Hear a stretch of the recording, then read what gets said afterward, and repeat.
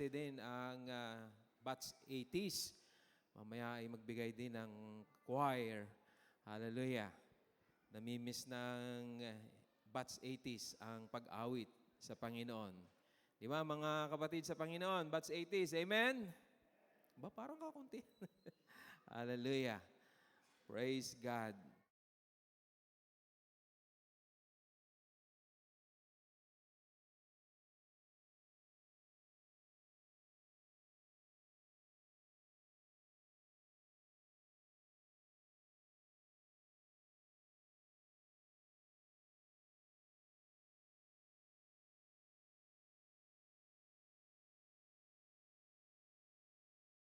Hiwalay ng taon, kundi tayo po ay magsama-sama na manalangin na bawat pamilya.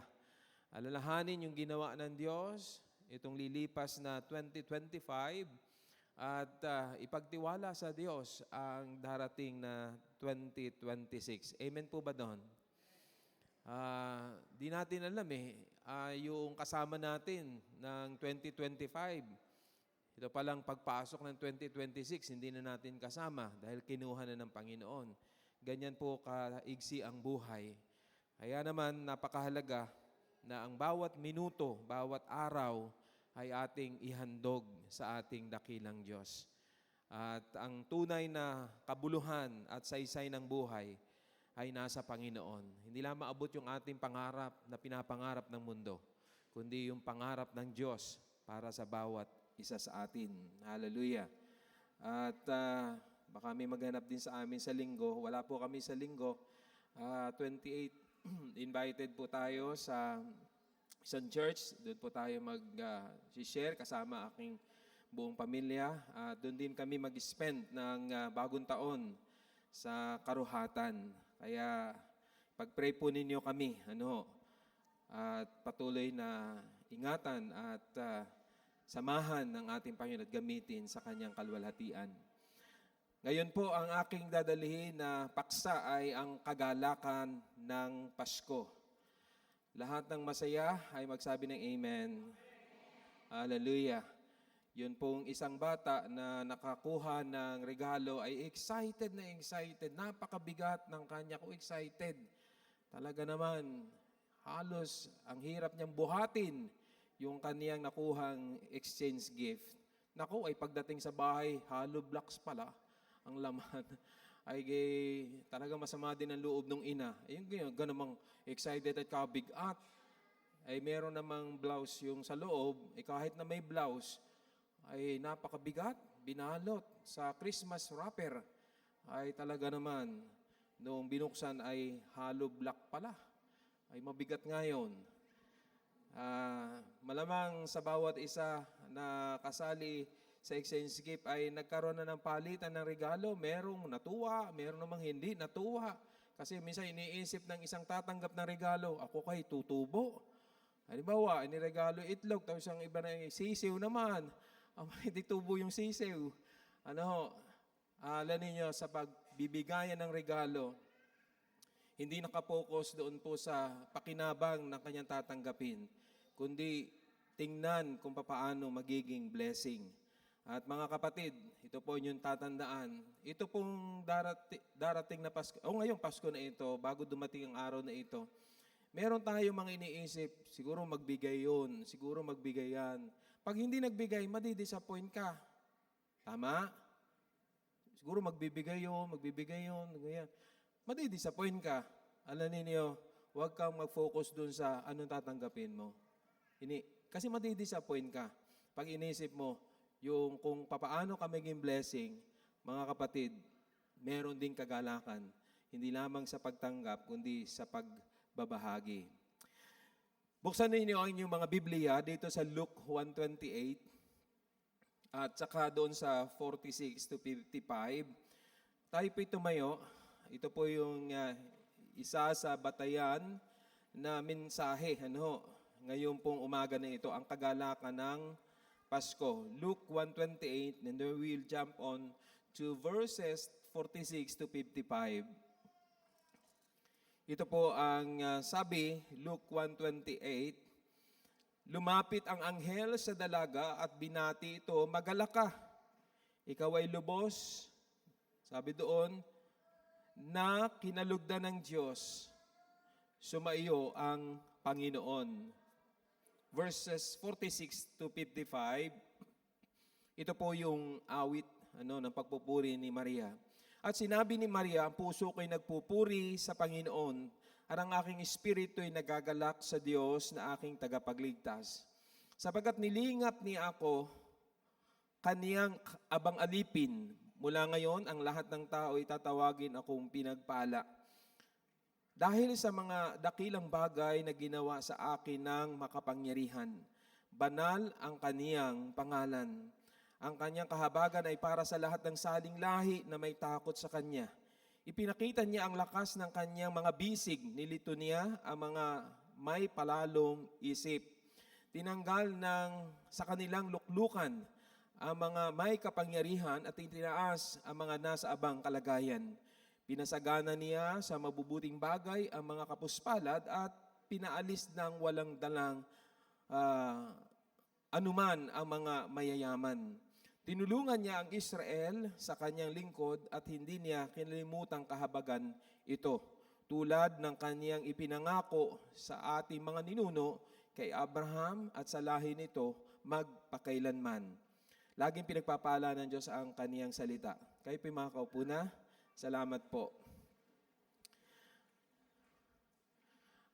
Ang kagalakan ng Pasko ay nakatuon doon sa ginawa ng ating Panginoong Hesus sa atin. Ulitin ko po, ang kagalakan ng Pasko ay kung ano ang ginawa ng Diyos. Noon, ngayon, at sa mga darating pa. Tingnan po ninyo, para kay Maria, na siya'y kinasangkapan ng Panginoon upang maganap ang plano ng Panginoon sa pagliligtas sa sangkatauhan. Tingnan po niyo sa verse 49. Dahil sa mga dakilang bagay na ginawa sa akin ng makapangyarihan. So ipinahayag po yung kaniyang kagalakan dahil sa ginawa ng Diyos. Alam ninyo, ang Panginoon ay isinilang para mamatay sa krus ng Kalbaryo. Ang kanyang kahihiyan, alam po ba niyo, walang saplot. Na siya po ibinilad. Iniikot sa bago dumating sa Golgotha. Ito po ay warning, ginagawa po yan ng mga Romans para maging warning na ito ang mangyayari sa inyo kapag sumuway. Pero alam naman natin ang Panginoong Hesus ay banal, bagamat siya po ay nahatulan na mamatay sa krus. Ang kahihiyan at kahirapan na naranasan ng ating Panginoon, alam po ninyo, ang naging kapalit nito, kagalakan at kapayapaan ng bawat isa. Ang kaniyang sugat, yung latay na tinanggap ng ating Panginoong Hesus, hanggang doon sa krus ng Kalbaryo, sinibat pa siya sa tagiliran.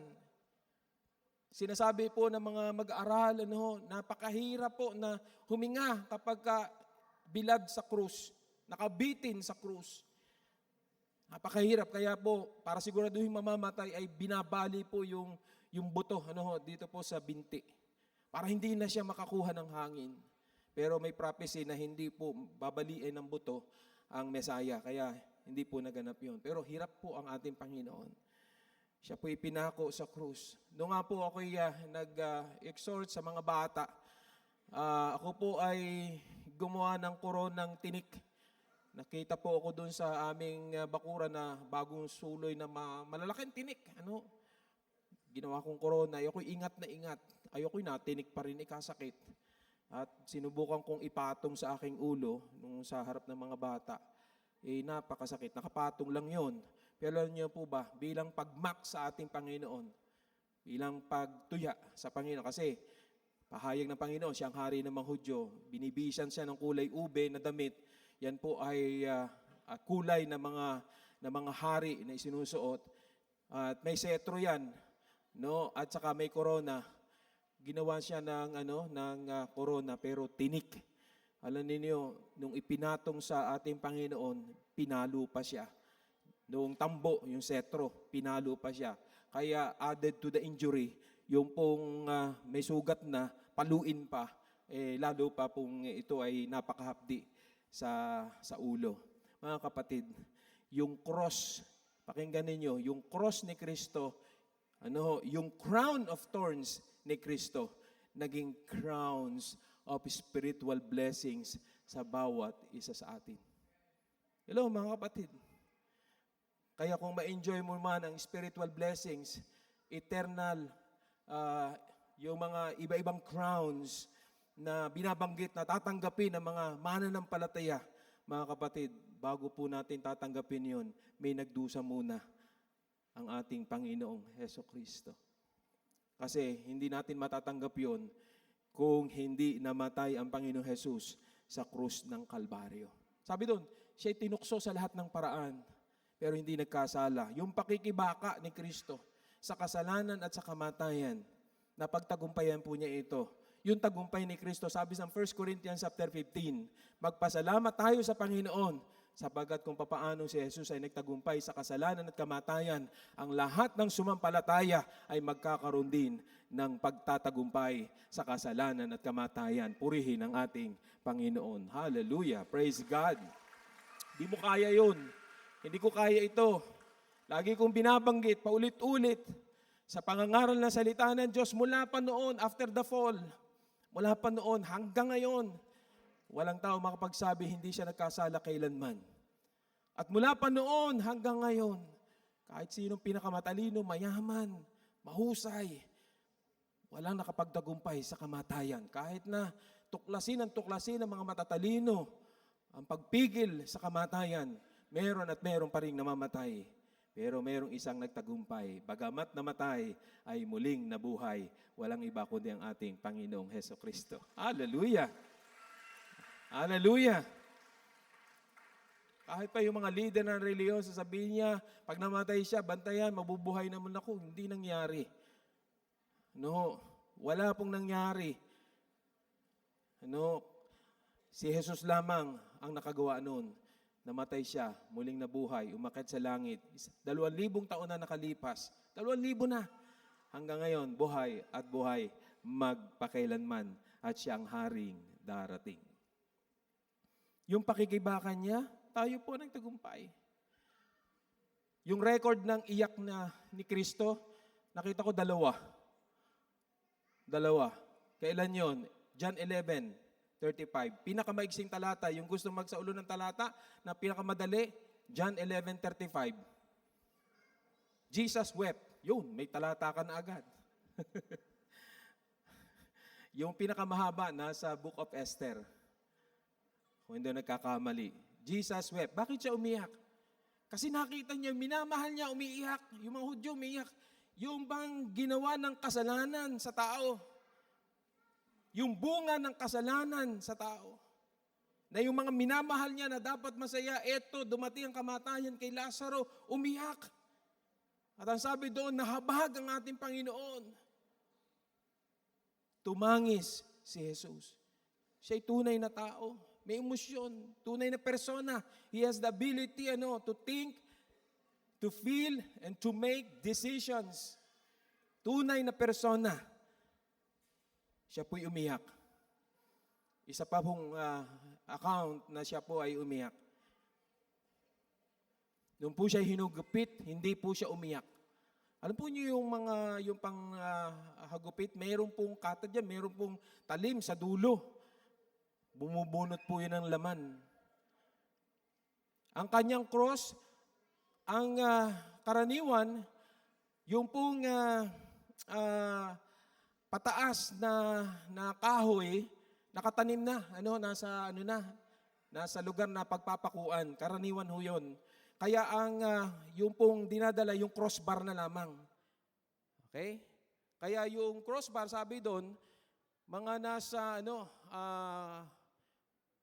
more or less 50 kilos. Pero dahil sa hinang-hina ng ating Panginoon, kasama na ang gutom, kasama na po yung pagod, at maraming sugat, nanghina po siya. Kaya yung foreigner na taga North Africa, Si Simon the Cyrene, siya po ang pinagpasan. Alam ninyo, hindi po umiyak ang ating Panginoon. Siya'y pinalo, dinuraan ng dinuraan. Sabi doon, keep on spitting. Ang sinabi, ang kapahay, keep on spitting on him. Pero hindi po siya naiyak. Inilagay sa kahihiyan, hindi po siya umiyak. No, ipinako, ang laki ng pako. Kasi sabi ni Tomas, maipasok ko lang ang daliri ko sa pinagpakuan. Di malaki po ang pako. Siguro nabanat din. Pati yung kanyang palad sa tagiliran pinagsibatan, makikita ninyo sa lahat ng hirap na hindi umiyak ang ating Panginoon until katanghalian tapat nagdilim. Alam niyo man nagdilim? Umiyak ang ating Panginoon. And He cried by saying, Eli, Eli, lama sabachthani. Diyos ko, bakit mo ako pinabayaan? At yung time na yun, pakinggan ninyo mga kapatid, yung time na yun, nahati ang makapal na tabing ng templo. Nagdilim ang paligid. Alam nyo, tinalikuran siya ng Ama. Saan siya humarap? Sa makasalanang tao upang tayo'y mayakap, upang tayo'y makalinga. Pinabayaan ang kanyang bugtong na anak na magdusa. Sabi ng Isaiah, ipinataw kay Jesus ang parusa na dapat tayong tatanggap only to take care of us. Only to love us unconditionally. That's how amazing His love for us. Unconditional. Pinabayaan ang bugtong na anak upang tayo po ay kalingain. Ganyan po kadakila ang pag-ibig ng ating Diyos Ama at ang pag-ibig ni Kristo para sa bawat isa sa atin. Kaya meron pong tinutokso ng kaaway, maraming pagsubok, maraming problema. Sinasabi ng demonyo sa kanya, hindi ka na mahal ng Diyos. Bakit ganyan? Marami kang problema. Tingnan mo, pinabayaan ka na ng Panginoon. Pero ang demonyo, si Satanas, laging sinungaling. Kailanman hindi nagsasabi ng totoo. Amen po ba? Tama po, lagi siyang sinungaling. Hindi nagsasabi ng totoo. Pero nangusap ang Panginoon dito sa tinutokso ng kaaway na sabihin sa demonyo, pumunta ka sa paanan ng cross at pagka nakarating ka doon, bumalik ka at sabihin mo sa akin, hindi ako mahal ng aking Diyos. Wala lang higit pa na magpapatunay ng pag-ibig niya sa atin nang ibinigay ni Jesus. Hindi ang tinapay, hindi ang mga himala, hindi ang mga provisions ng mga kayamanan ng mundo, hindi po yon. Ang pinakadakilang patunay na tayo ay minamahal ng Diyos ay binigay niya ang kanyang sariling buhay upang tayo po ay maligtas. Amen? Isinilang ngayon sa bayan ni David ang tagapagligtas, ang Kristong Panginoon. Kaya may dahilan si Maria. Si Maria po ay may dahilan para magsaya. Bakit po may dahilan para magsaya si Maria? Ginawan siya ng himala ng Diyos. Isipin po ninyo, berhen. No, hindi nakakakilala ng lalaki. Tapos ngayon, sabi, manganganak siya. Sabi dito sa 31, makinig ka, ikaw ay maglilihi at manganganak ng isang sanggol na lalaki. Napapangalan mong Jesus. Yun. Kaya ang tanong ni Maria, paano kung mangyayari ito? Gayong ako isang birhen, tanong ni Maria. Sumagot ang anghel, sasayo ang Espiritu Santo at mapapaisailalim ka sa kapangyarihan ng kataas-taasang Diyos. Dahil dito ang isisilang mo'y banal at tatawaging anak ng Diyos.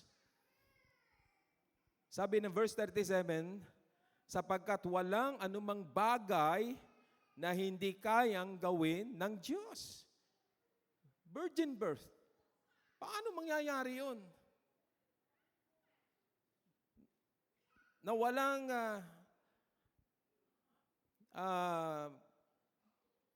pakikipag-ugnayan sa lalaki, tapos manganganak. Napaka-imposible. Walang sexual union na mangyayari between a man and a woman. Kaya nga nagtataka si Maria, paano mangyayari? Kaya po yung pong kapanganakan ng ating Panginoon, yan po ay isang himala ng ating dakilang Diyos. Hallelujah. At sinabi pa po ni Maria, verse 47, sa 46, ang puso ko'y nagpupuri sa Panginoon at ang aking espiritu'y nagagalak sa Diyos na aking tagapagligtas.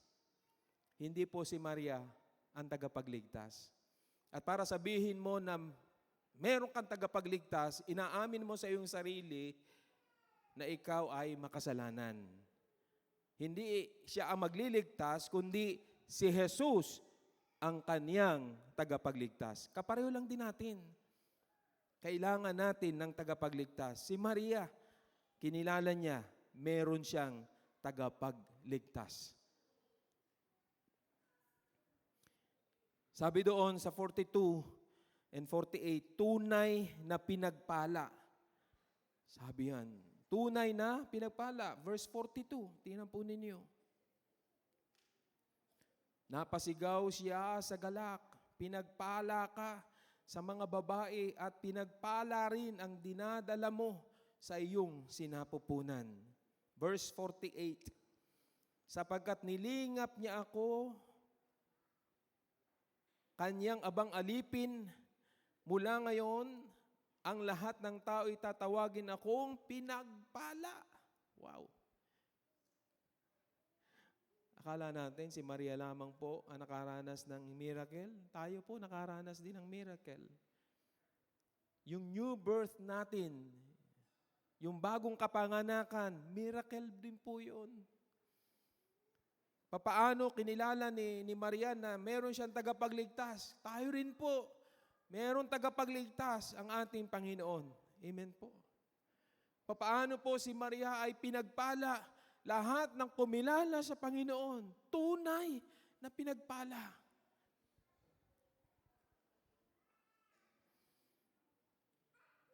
Si Maria, nagalak siya dahil siya ay bahagi ng katuparan ng hula at mga pangako ng Diyos. Micah 5:2, Isaiah 7:14, at chapter 9, verse 6 to 7. Hindi po aksidente ang pagsilang ng Panginoon. Mula sa Bethlehem Ephrata, isisilang ang, sabi na magpupuno sa bansang Israel ng kanyang pinagbuhatay ni mula sa walang hanggan. Ang birhen ay magsisilang ng isang lalaki at tatawagin, sabi doon sa Isaiah. Hindi po aksidente. Bahagi po yan ng plano ng Panginoon. Pangalawa, para sa mga pastol, Luke 2:8-20. Luke chapter 2, verse 8-20, hindi na po natin babasahin lahat. Bahagi na lamang pong ating basahin. Sabi po dito, Luke chapter 2 verse 8, doon ay may mga pastol na nasa parang at nagbabantay ng kanilang mga tupa ng gabing iyon. At tumayo sa harapan nila ang isang anghel ng Panginoon, nagliwanag sa kapaligiran nila ang kalwalhatian ng Panginoon. Ganun na lamang ang kanilang pagkatakot. Ngunit, sinabi sa kanila ng anghel, huwag kayong matakot. Ako'y may dalang magandang balita para sa inyo na magdudulot ng malaking kagalakan sa lahat ng tao. Isinilang sa inyo ngayon sa bayan ni David ang tagapagligtas, ang Kristong Panginoon. Praise God. Purihin ang Panginoon. Sabi ng Bible, ang kabayaran ng kasalanan ay kamatayan, ngunit ang kaloob ng Diyos ay buhay na walang hanggan sa pamamagitan ni Kristong ating Panginoon. Yung unang bahagi, pangit na balita. Lahat ay nagkasala at ang kabayaran ng kasalanan ay kamatayan.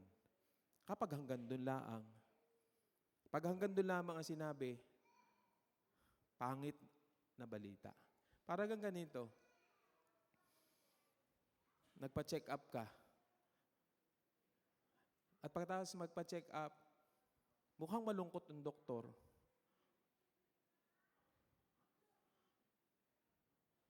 At dahan-dahan na sinabi, ang sakit mo ay wala ng gamot. Pangit na balita. Wala ng pag-asa. Mabubuhay na lamang maaari 3 buwan o hanggang 6 na buwan. Siguro yung iyong hitsura, mapapahinga ng malalim at alam mo, papunta na doon sa kamatayan. Napakalungkot. Alam po ba ninyo na ganyan ang kalagayan natin noong una na hindi pa nakakilala sa Panginoon? For all have sinned and come short to the glory of God, and the wage of sin is death. Sigurado yun, lahat nagkasala at ang kabayaran ng kasalanan ay kamatayan. Kung gusto mo maligtas, huwag kang magkasala. Ligtas ka. Ang problema, nagkasala. Kaya walang ligtas. Tama? Mapapaganyan ka na lang. Sigurado ang kamatayan. Tila baga isang sakit na wala ng lunas na hinihintay na lamang ay ang kamatayan. Pero praise God sa spiritual, hindi walang lunas. Ang sabi doon, ang kabayaran ng kasalanan ay kamatayan, ngunit ang kaloob ni Kristo ay buhay na walang hanggan sa pamamagitan ng pananampalataya sa Kanya. Di ba napakagandang balita kung sabihin, mahigpit ang iyong sakit, pero huwag kang mag-alala, may gamot. At ang gamot, libre. Glory to God. Amen po ba? Na-diagnose tayo ng batas ni Moses na lahat ay makasalanan, pero may provision ang New Testament, ang provision, ang gamot, pwede na maranasan ng aba, ng alipin, ng hari, ng mahirap, ng mayaman, kasi si Kristo ay namatay para sa lahat. Siya ang ating remedy. Oh, glory to God. Sabi sa mga pastol, dinalhan ko ngayon kayo ng magandang balita. Hindi po magandang balita, may hamon na tayo. Salamat kung may hamon. Yung iba, hamon ng buhay ang meron. Hindi lang magandang balita ay ay pagkakadaming regalo. Okay yun kung meron. Pero ang magandang balita ay hindi tungkol sa mga bagay na material na pwede natin tanggapin. Ngayong araw na ito, ang magandang balita ay ipinaranas na sa bawat sumampalataya si Jesus ang dakilang regalo ng Pasko. Hallelujah. Meron akong narinig, happiness is based on happenings. Happiness is based on happenings, while joy is not. Oo nga naman. Sapagkat nakita ko po sa banal na kasulatan, bakit gari nakakapagtaka? Iyan sabi sa Santiago, nangalat na ang mga mananampalataya, matindi ang persecution nung panahon yun. Pero ang sabi, magalak kayo kapag kayo'y dumaranas ng iba't ibang pagsubok. Ano yun? May persecution, tapos magalak. Sulat doon sa 1 Peter, sa panahon ni Nero, inilalagay po doon pinapapatay sa mga leon, mga Kristiyano, binubuhusan ng sinusunog ng buhay noong mga time na yon. Grabe. Pero sabi doon, magalak kayo kung dumaranas kayo ng matitinding mga kahirapan, mga pagsubok. Paano nangyari yun?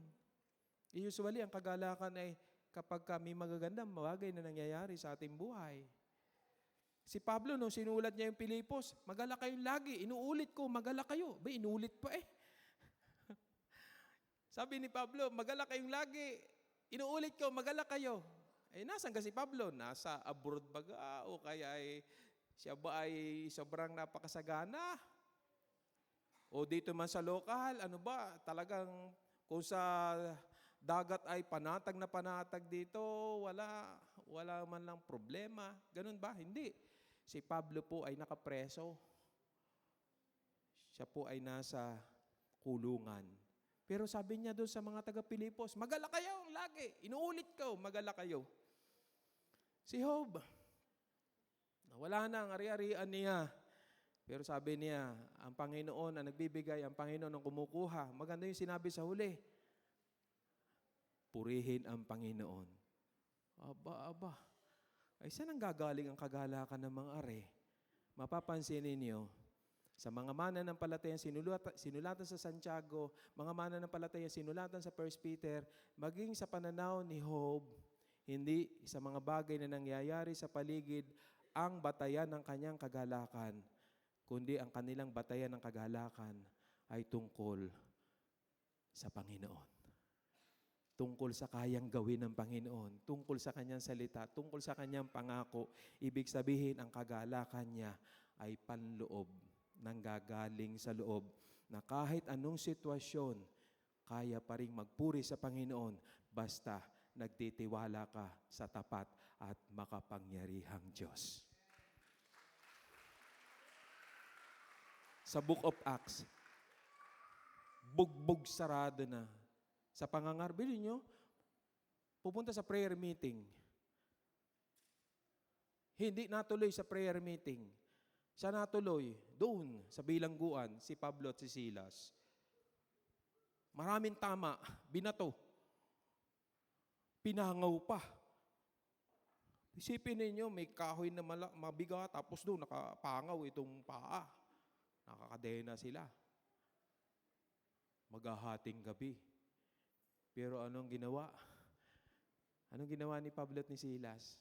Hindi nag-imot doon, Panginoon, kami tapat na nangangaral sa inyo. Ano nangyari at kami naririto? Sa halip na kami ay bigyan ng magandang love gift din ba't gagar na nangyari? Hindi ganon ang ginawa ni Pablo at ni Silas. Ano yung ginawa nila? Nagpuri sa Panginoon. Hello, mga kapatid. Ang sabi doon, nagpuri sa Panginoon. Ala, lumindol na yanig ang bilangguan. At mayroon palang isang mananampalataya doon. Mayroong isang taong kailangan at hindi lamang isang tao, kundi buong sambahayan ang ililigtas ng Panginoon na dapat magpapakamatay na yung jailer. Ay, hindi sinabi ni Pablo, sige, tuloy mo na. Ikaw naman na nagkulong sa akin. Hindi, kundi, huwag mong gawin yan. Kaya sabi nung jailer, anong gagawin ko? Sabi ni Pablo, manampalataya ka, maliligtas ka, ikaw at ang iyong buong pamilya, ang iyong buong sambahayan. Alam po ba yung sambahayan ng jailer? Nakakilala sa Panginoon. Hallelujah! Para sa mga anghel, dinalhan sila ng mabuting balita tungkol ito sa haring isinilang, tagapagligtas, Mesyas, ang Panginoon. Verse 11. Magandang balita. Hindi lamang para sa pastol, kundi para sa bawat isa sa atin. Siya po ang sentro ng mabuting balita. Pakinggan po ninyo ito. Kung sumampalataya ka sa Panginoon, inialay mo ang iyong buhay kay Kristo, ang pakinabang ng cross, ang blessing ng cross, ang pagpapala ng cross, ang pagpapala ng ginawa ni Kristo, tiyak, mararanasan mo. Yan ang mabuting balita. Hindi ka mapapahamak, kundi ang tinanggap mo ay buhay na walang hanggan kay Kristo Jesus na ating Panginoon. Sabi ko nga po sa pangangaral, sabi ko, noong pong nagkaroon ng dedication dito, isang set ng ninong at ninang sa isang bata, isang set ng ninong at ninang sa isang bata, isang set ng ninong at ninang sa isang bata. Di ang dami. Sabi ko sa kanila, pagharap sa Panginoon, it is between you and God alone. Wala nang padri-padrino doon. Kung hindi ka nakakilala sa Panginoon, it is between you and God alone. Wala kang sasabihin, oh, tulungan mo ako din kamag-anak ko. Tulungan mo ako din gobernador, mayor. Wala akong padri-padrino doon. It is between you and God alone. Pero salamat, very clear ang sinabi ng Bible, ang sumampalataya kay Kristo, inilipat na sa paghatol, hindi na hahatulan dahil siya'y pinapaging banal na ni Kristo.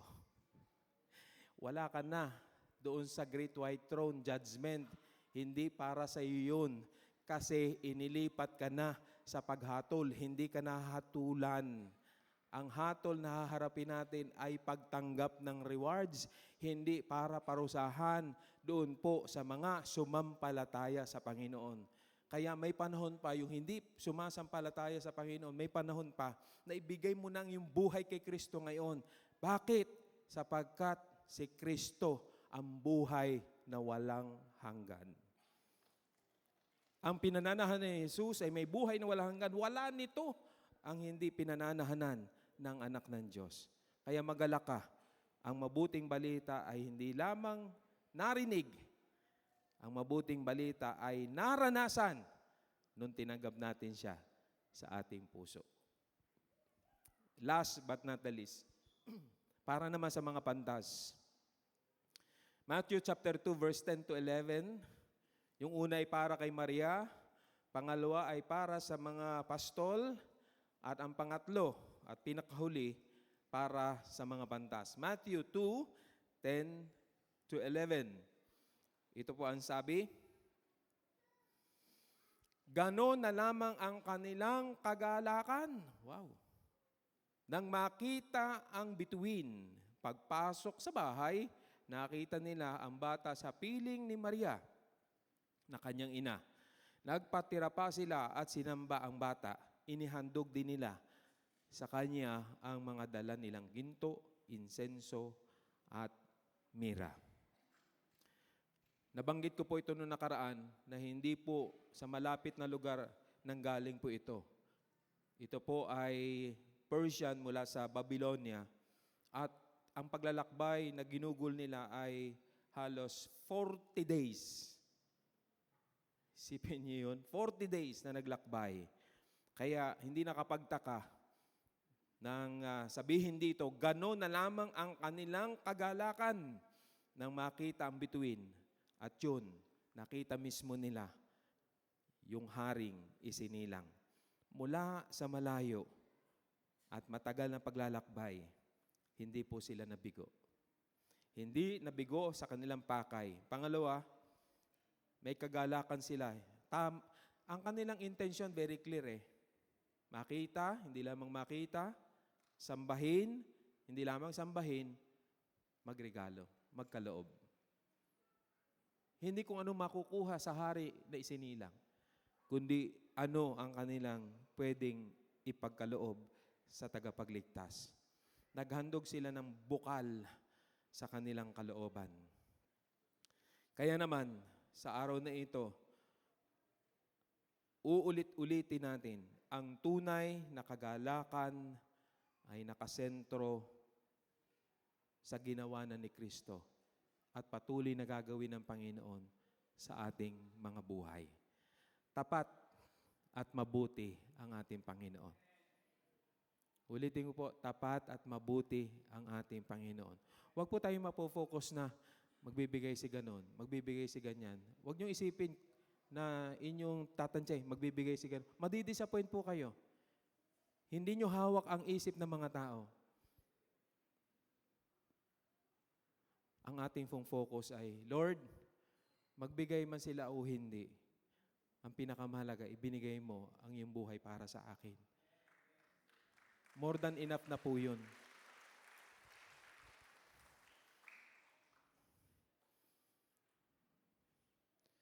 Kanina may bumati sa akin, ganda ng aking suot. Sabi ko, luma yan. Ito hindi bago.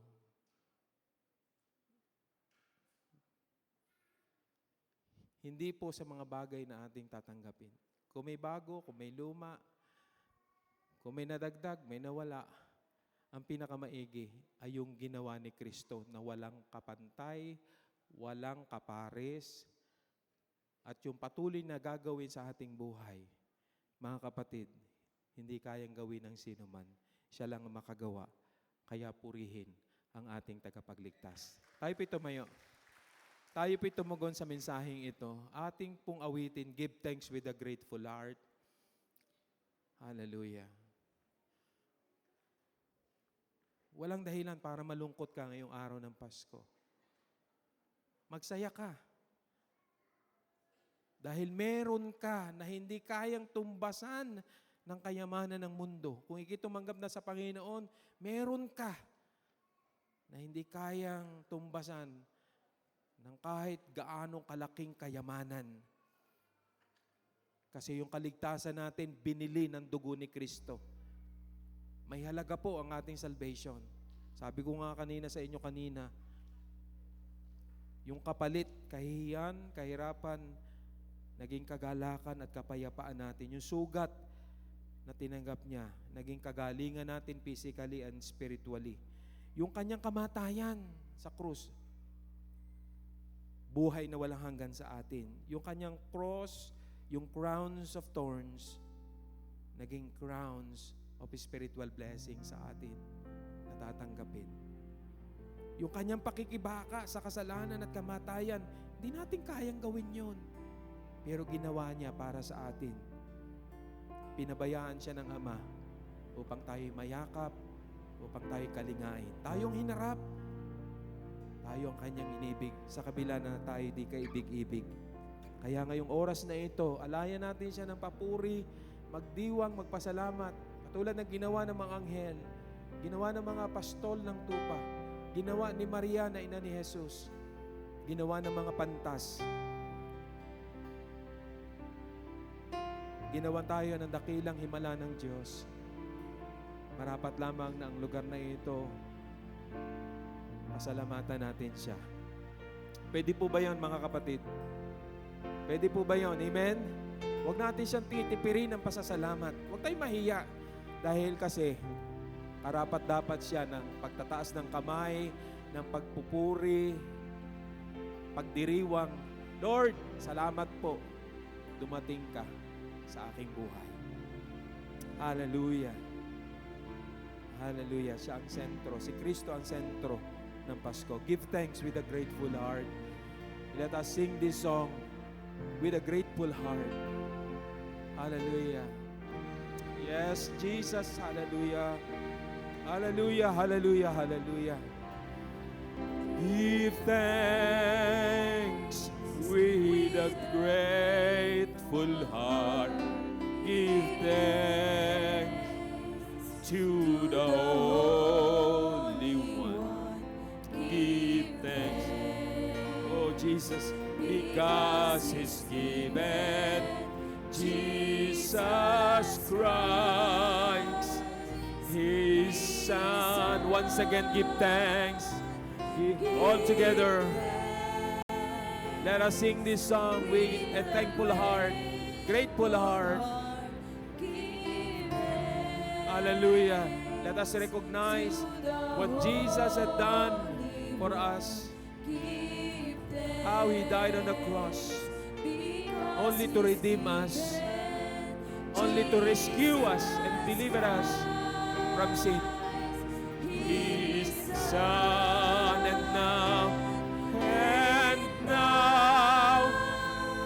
let the weak say, I am strong. You have enough reason to be joyful today because Jesus died for you and me. Hallelujah. The Lord has than for. And now, sabay-sabay, and now, let the weak say, I am strong.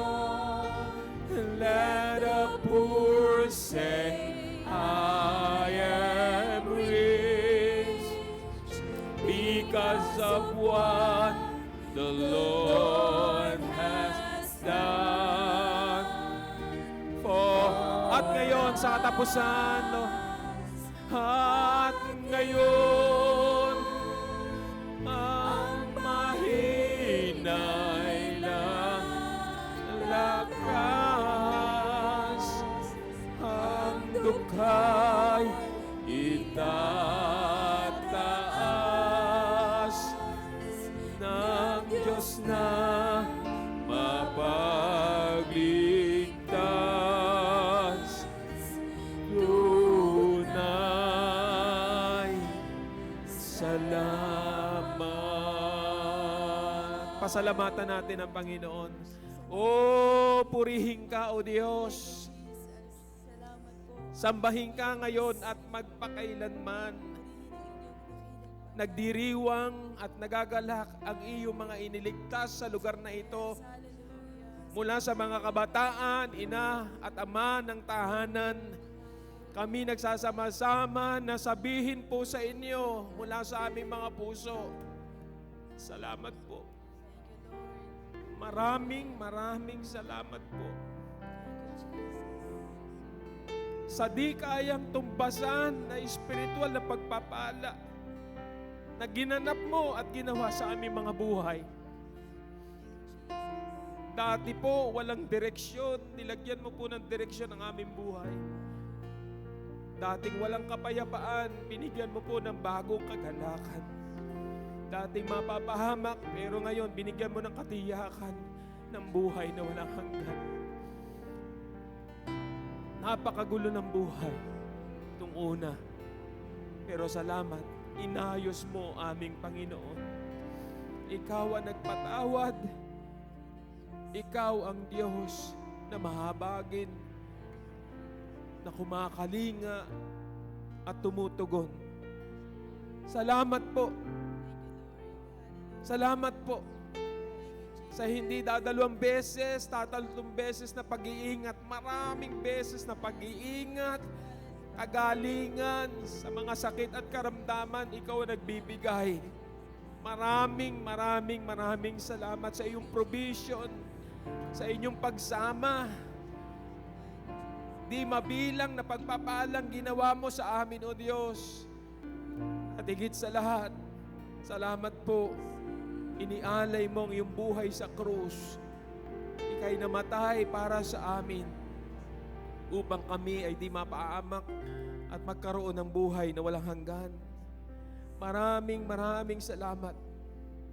At Lord, dinadalangin ko sa tulong ng Banal na Espiritu na kami makapagpatuloy na maglingkod sa inyo na may kagalakan. Tuksuhin man ang kaaway na kami tumalikod dahil sa maraming pagsubok. Tuksuhin man ang kaaway na kami huminto. Lord, sa tulong ng Banal na Espiritu, ipapaalala sa amin ang inyong kagandahang loob na ang pinakamapalad na buhay ay nasa Panginoon.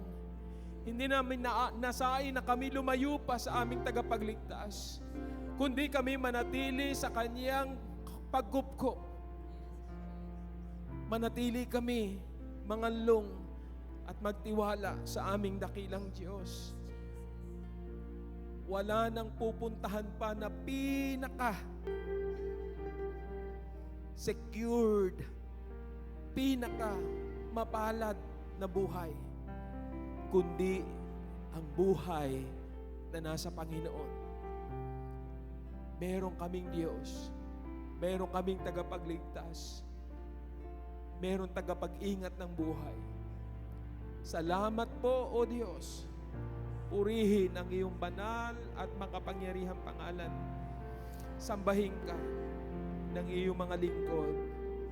Sambahin ka ng iyong mga anak. mula dito sa San Pedro Bethel Temple, nais naming ialay sa inyo ang pinakamataas na papuri, ang pinakamataas na pasasalamat, ang pinakamataas na pagdakila sa pangalang higit sa kanino mang pangalan. Itaas ang pangalan ng aming Panginoong Hesukristo, ang bugtong na anak ng Diyos. Purihin ka, ito po ang aming dalangin sa pangalan ni Jesus, at ang lahat ay nagsabi ng Amen. Amen at Amen. Hallelujah. Purihin ang Diyos. May makaupo na.